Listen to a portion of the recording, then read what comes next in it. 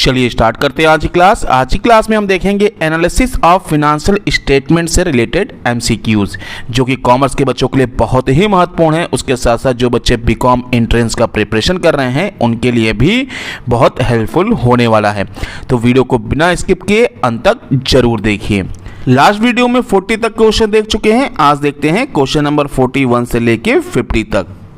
Question number 41, तुलनात्मक वित्तीय विवरण किस उद्देश्य की पूर्ति नहीं करता? Which objective is not fulfilled by comparative financial statement? Option A है संपत्तियों एवं दायित्वों में परिवर्तन की मात्रा सूचित करना, indicate the extent of change in assets and liability. B है लाभ हानि विवरण की मदों में परिवर्तन की मात्रा सूचित करना, indicate the extent of change in items of statement of profit and loss. C है व्यावसायिक गतिविधियों का संपत्तियों व दायित्वों पर प्रभाव दिखाना, so effect of objective activities on assets and liabilities. D है संपत्तियों व दायित्वों में परिवर्तन की दिशा दिखाना, so the direction of change in assets and liabilities. तो इसका जो राइट आंसर है वो है ऑप्शन सी, व्यावसायिक गतिविधियों का संपत्तियों व दायित्वों पर प्रभाव दिखाना, so effect of operative activities on assets and liabilities. Question number 42, न लाभ न हानि बिंदु कहा जाता है? No profit no loss point is called. Option A है फंड फ्लो स्टेटमेंट, बी है कैश फ्लो स्टेटमेंट, सी है ट्रेंड एनालिसिस, डी है ब्रेक इवन पॉइंट।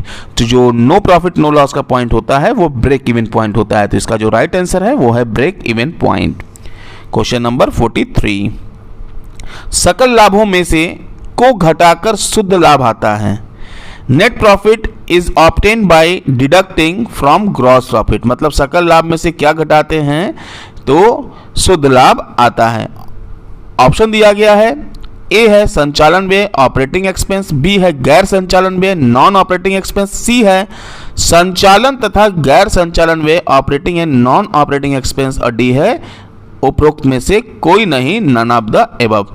तो सकल लाभ मतलब ग्रॉस प्रॉफिट में से हम ऑपरेटिंग और नॉन ऑपरेटिंग दोनों ही एक्सपेंस माइनस करते हैं तो हमारा नेट प्रॉफिट आता है। तो इसका जो राइट आंसर होगा वो होगा ऑप्शन सी, संचालन तथा गैर संचालन व्यय operating and non operating expenses. Question number 44, विक्रय में से सकल लाभ घटाने पर बची हुई राशि समानता होती है? Amount left after deducting gross profit from sales is generally. Option A है बेचे गए माल की लागत cost of goods sold, B है उपयोग की गई सामग्री मटेरियल कंज्यूम्ड, सी है आरंभिक स्टॉक प्लस क्रय माइनस अंतिम stock, opening inventory plus purchase minus closing inventory, D है उपरोक्त सभी ऑल ऑफ द एबव। तो इसका जो राइट आंसर है वो है ऑप्शन ए, बेचे गए माल की लागत cost of goods sold. Question number 45, सकल लाभ प्लस उपभोग की हुई सामग्री क्या होता है? What is gross profit plus material consumed? Option A है क्रय परचेज, बी है सेल, सी है ओपनिंग इन्वेंट्री और डी है क्लोजिंग इन्वेंट्री। तो gross profit plus material consumed is equal to sale. इसका राइट आंसर होगा ऑप्शन बी, विक्रय सेल। क्वेश्चन नंबर 46, समान आकार के विवरण का मुख्य उद्देश्य है? Main objective of common size statement is. Option A है विभिन्न मदों में परिवर्तन को प्रदर्शित करना, to present the changes in various items, B है तुलना के लिए समान आधार प्रस्तुत करना, to provide for a common base for comparison, C है विभिन्न मदों में संबंध स्थापित करना, to establish relationship between various item, D है उपरोक्त सभी ऑल ऑफ द एबव। तो इसका राइट आंसर होगा उपरोक्त सभी all of the above. Question number 47, समान आकार के स्थिति विवरण का मुख्य उद्देश्य है? Main objective of common size balance sheet is. Option A है विक्रय एवं लाभ हानि विवरण की अन्य मदों से संबंध स्थापित करना, to establish relationship between sales and other item of statement of profit and loss, B है संपत्तियों एवं दायित्वों में हुए परिवर्तनों को प्रदर्शित करना, to present changes in assets and liabilities. C है आय एवं व्ययों की विभिन्न मदों में हुए परिवर्तनों को प्रदर्शित करना, to present changes in various item of income and expenses. D है उपरोक्त सभी ऑल ऑफ द एबव। इसका राइट आंसर होगा ऑप्शन बी, संपत्तियों एवं दायित्वों में हुए परिवर्तनों को प्रदर्शित करना, to present changes in assets and liabilities. Question number 48, समान आकार के विवरण तैयार किए जाते हैं, common size statement are prepared. Option A है अनुपात के रूप में, in the form of ratio, प्रतिशत के रूप में, in the form of percentage. C है उपरोक्त दोनों रूपों में, in both of above.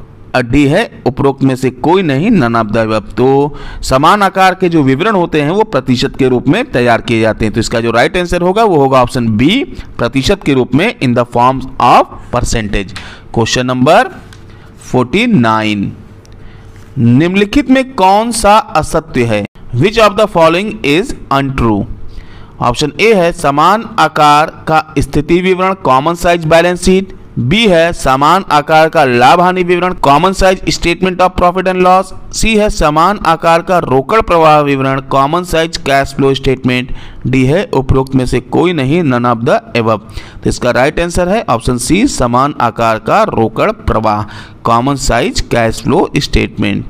Question number 50, समान आकार के लाभ हानि विवरण का मुख्य उद्देश्य है। Main objective of common size statement of profit and loss is. Option A है संपत्तियों एवं दायित्वों में हुए परिवर्तनों को प्रदर्शित करना, to present changes in assets and liabilities. B है वित्तीय सुदृढ़ता की जांच करना, टू जज द फाइनेंशियल साउंडनेस।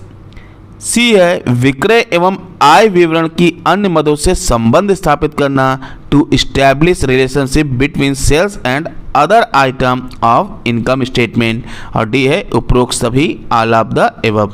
इसका राइट आंसर है ऑप्शन सी, विक्रय एवं आय विवरण की अन्य मदों में संबंध स्थापित करना, to establish relationship between sale and other items of income statement.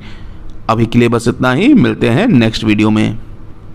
अगर वीडियो पसंद आया हो तो इसको लाइक और शेयर करना ना भूलिए। अगर आपने अभी तक हमारे चैनल को सब्सक्राइब नहीं किया है तो सब्सक्राइब कीजिए, साथ में बेल आइकन को जरूर दबाइए ताकि लेटेस्ट अपडेट आपको मिलता रहे। धन्यवाद, आपका समय शुभ हो।